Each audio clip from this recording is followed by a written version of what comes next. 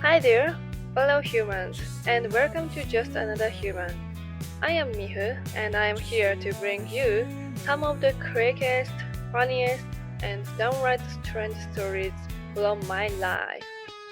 Whether it's a total random mishap or something that just makes you wonder, how did that happen? You will find it here. So sit back, relax, and get ready, because this is just another human. Everyone has their own way of reading books. Maybe I'm just a very picky reader, but I really admire bookworms. Business books, self-help books, magazines, lifestyle books, none of them suit me. Honestly, I can't finish almost any of those categories. Once, the CEO of my previous company gave me a list of recommended business books, but I stopped after the first sentence of the first book. Sorry about that. I learned design through YouTube. As a design teacher, my students often ask me, what books do you recommend for beginners? That's a tough question.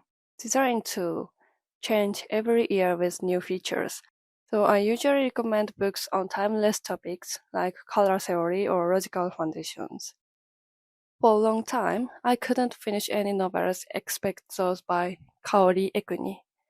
My bookshelf is almost entirely filled with her works, a few interior design books, a high school ethics textbook, and both the New and Old Testaments. Why can't I read other genres?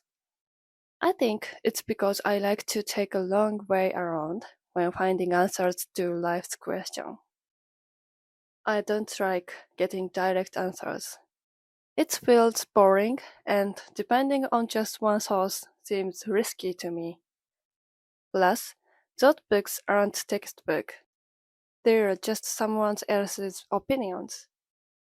When I shared this thought with the CEO, he objected, and we ended up having a heated discussion at a company drinking party. Sorry about that too. What I enjoy is finding meaningful sentences in books that seems completely unrelated to my life at first glance. Every book gives me answers in its own way.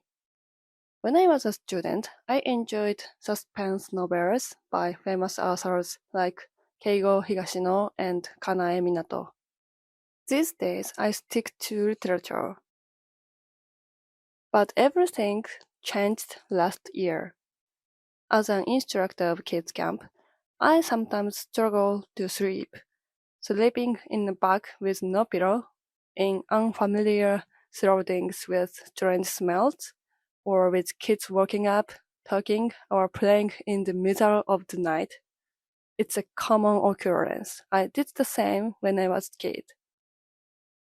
One night, I thought, there is no way I'm sleeping tonight. My mind was full of thoughts, so I put on earphones and searched for relaxing sounds. Nature sounds couldn't sweep my brain from racing. Radio programs were too funny. Rakugo was too entertaining. And English audiobooks were too hard to follow. I tried so many options, but eventually I discovered Haruki Murakami's work. His novels have the perfect balance between relaxation and curiosity. Before I knew it, his audiobooks had joined my bookshelf. I listened to Killing Commendatore, Norwegian Wood, and some short stories. Through his works, I discovered a new way to enjoy books. Through I mentioned before, I look for answers in books, and Kaori Ekuni's novels always offer me hints. But with Murakami's stories, I fell in love with the worlds he creates. Sometimes I'm an artist living alone on a hill after a divorce. Sometimes I'm a university student waiting for Watanabe. humming along to Norwegian Wood by the Beatles. And sometimes I'm stuck in an elevator moving so slowly that I can't tell if it's going up or down. I even subscribed to Audible. When I was a child, I never imagined I'd be listening to books. Now, I also read ebooks, even though I used to love flipping through print pages and smelling paper. On top of that, I read several books at the same time. Right now, I'm reading 3 books on my Kindle. Howl's Moving Castle by Diana Winnie Jones. It's easy since I've watched the animated movie 1,000 times. 1984 by George Orwell.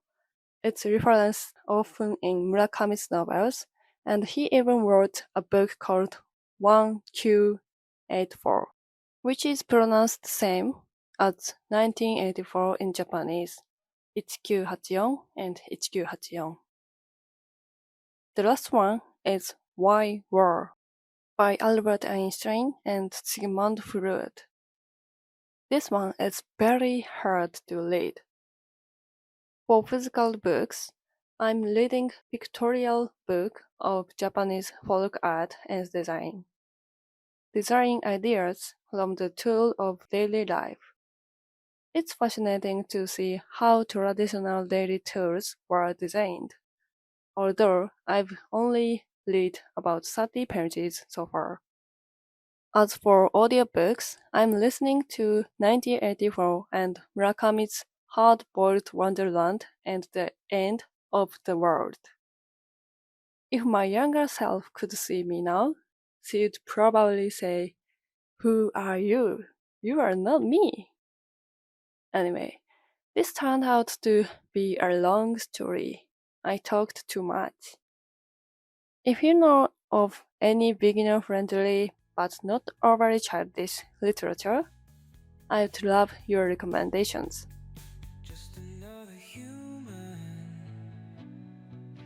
Thanks for listening. Until next time. Bye bye. Sayonara.